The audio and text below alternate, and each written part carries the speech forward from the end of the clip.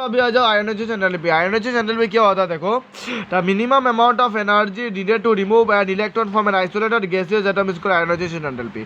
कोई भी चीज़ मान लो, जैसे कि कोई भी आयन मान लो, ठीक है, हाइड्रोजन एटम मान लो, तो कि सॉरी समझ लो लिथियम।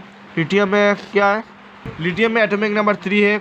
इसका मतलब उसका जो लास्ट इलेक्ट्रॉन है ये 1 होगा, और उस इलेक्ट्रॉन को हम निकालना चाहते हैं, एकदम निकालना चाहते हैं, तो कैसा करेंगे, आयोनाइजेशन एंथैल्पी। मतलब ये ज़्यादा हीट देंगे, जब ज़्यादा हीट देते देते देते क्या होगा, और एक इलेक्ट्रॉन क्या हो जाएगा, मजबूर हो जाएगा, और मजबूर होते वो निकल जाएगा, ठीक है।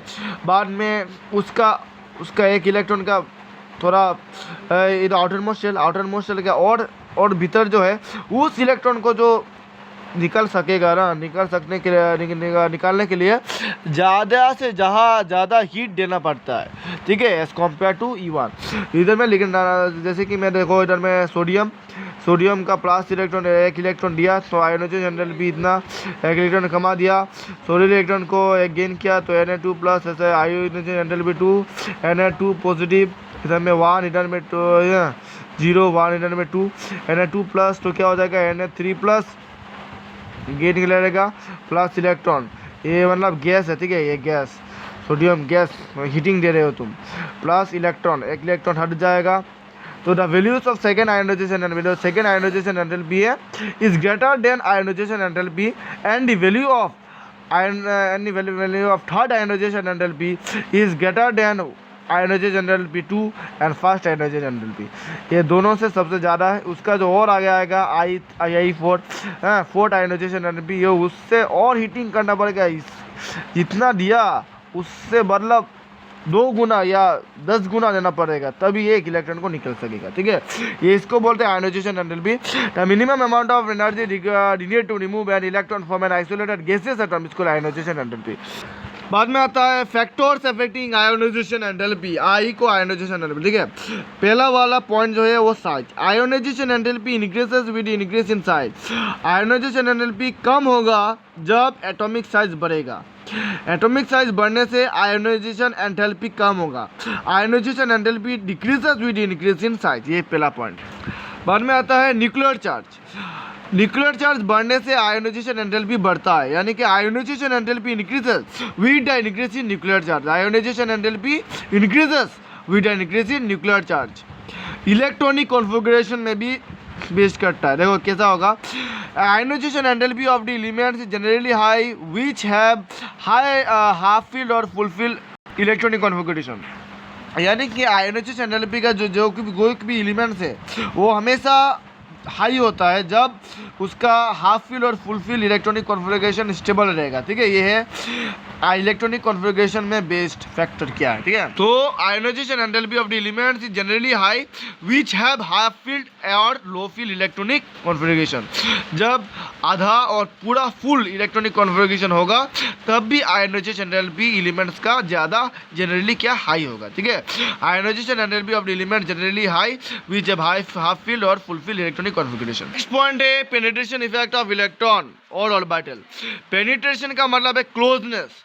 देखो बहुत इंपॉर्टेंट है। Ionization enthalpy increases with increase in penetration effect of electron as electron are more penetrating to the nucleus as compare to the p electron. इसका मतलब क्या है, देखो इसका मतलब देखो नॉर्मली हम बात करते हैं ये न्यूक्लियस से, इधर में और इलेक्ट्रॉन है, तो ये S orbital, P orbital, D orbital. सामने वाला जो ऑर्बिटल है ना वो 2 इलेक्ट्रॉन, ये न्यूक्लियर का जो चार्ज होता है ना अट्रैक्शन बहुत करता है। ये न्यूक्लियर नेगेटिव और पॉजिटिव का अट्रैक्शन ज़्यादा होता है, इसके कारण जो बाकी दूसरा इलेक्ट्रॉन है, बाकी दूसरा इलेक्ट्रॉन को वो जितना चार्ज इस दोनों इलेक्ट्रॉन को देता है ना उतना चार्ज या इन बाकी बचे इलेक्ट्रॉन को नहीं दे पाता है। मतलब थोड़ा सा अट्रैक्शन होता है, लेकिन जितना ज़्यादा इधर देता है ना, छोटे बच्चे को देता है, एस ऑर्बिटल को देता है, उतना charge P D F G H को तो छोड़ डालो, एच को तो देखता ही नहीं, इसलिए एच का जो इलेक्ट्रॉन है वो प्योर नहीं मिलने से हल्का हो जाता है, ठीक है। तो ये है तुम्हारा penetration effect of electron, ionisation enthalpy increases with an increase in penetration effect of electron. मैंने बताया ना, s electrons are more penetrating to the nucleus as compare to the p electron.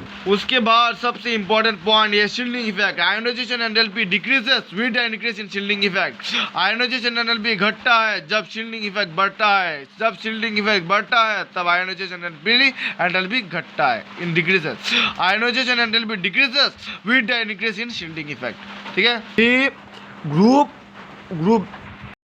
ऊपर से नीचे आने से, ऊपर से जब नीचे तक आते हैं ना, ऊपर से नीचे आने पर ऊपर से नीचे आने पर एटॉमिक साइज बढ़ता है, एटॉमिक साइज, एटॉमिक रेडियस जो भी मान लो वो बढ़ता है।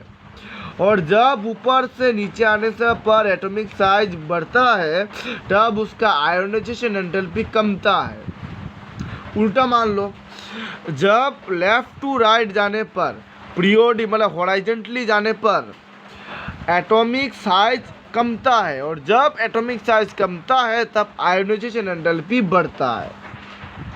ठीक है, कहने का मतलब as we move left to right in a period nuclear charge increases, और यहाँ पर भी न्यूक्लियर चार्ज इंक्रीज होता है, और जब न्यूक्लियर चार्ज इंक्रीज होता है तब एटॉमिक साइज ऑटोमेटिकली कमता है, atomic size decreases. So the outer electron मतलब last electron are more strongly attracted by the nucleus. Outer electron जो है वो काफ़ी न्यूक्लियस से थोड़ा अट्रैक्टेड लेता है, hence ionisation enthalpy increases. Ionisation enthalpy क्या होता है, इंक्रीज होता है और moving left to right in a period. Left to right होने से आयोनाइजेशन एंथैल्पी बढ़ता है, जब आयोनाइजेशन एंथैल्पी बढ़ता है तब एटॉमिक रेडियस कमता है। और एटॉमिक रेडियस क्यों कमता है, क्योंकि एटॉमिक रेडियस कमता है क्योंकि न्यूक्लियर चार्ज बढ़ रहा है। ठीक है, लेफ्ट टू राइट जाने पर न्यूक्लियर चार्ज बढ़ता है, और जब न्यूक्लियर चार्ज बढ़ेगा तब आयोनाइजेशन एंथैल्पी तो बढ़ना ही बढ़ना है। ठीक है, अभी इन ग्रुप को देखो, सब ग्रुप को देखो, लेकिन इस 18 ग्रुप को छोड़ दो। 17 इलेक्ट्रॉन जो है ना ग्रुप से 18 इलेक्ट्रॉन में देखो, हीलियम सब नोबेल गैस है, जैसे कि नोबेल प्राइज मिलने का, जैसे helium, neon, argon, krypton, xenon, कुछ और है।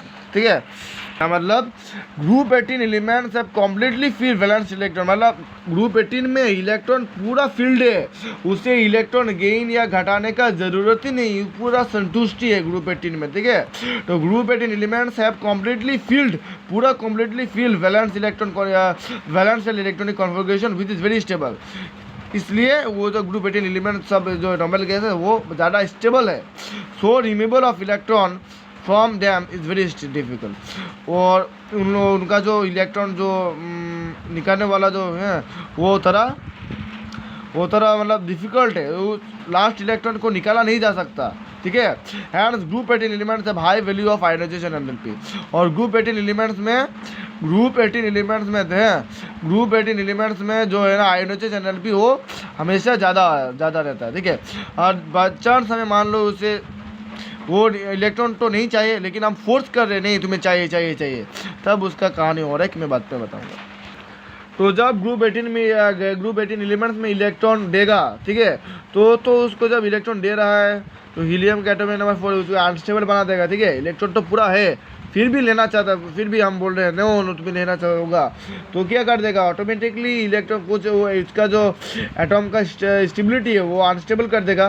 तो इसलिए इलेक्ट्रॉन गेन एंथैल्पी, ये बाद में बताऊंगा, इलेक्ट्रॉन गेन एंथैल्पी का जो चार्ज होता है वो नेगेटिव के अलावा क्या आ जाएगा, नोबेल गैस में क्या होगा, पॉजिटिव साइन में होगा। ठीक है, and hence they have positive value of electron gain enthalpy. ठीक है, तो ये है तो इलेक्ट्रॉन गेन एंथैल्पी में मिलेगा अभी इसलिए नेक्स्ट टॉपिक हमारा इलेक्ट्रॉन गेन एंथैल्पी है। ठीक है।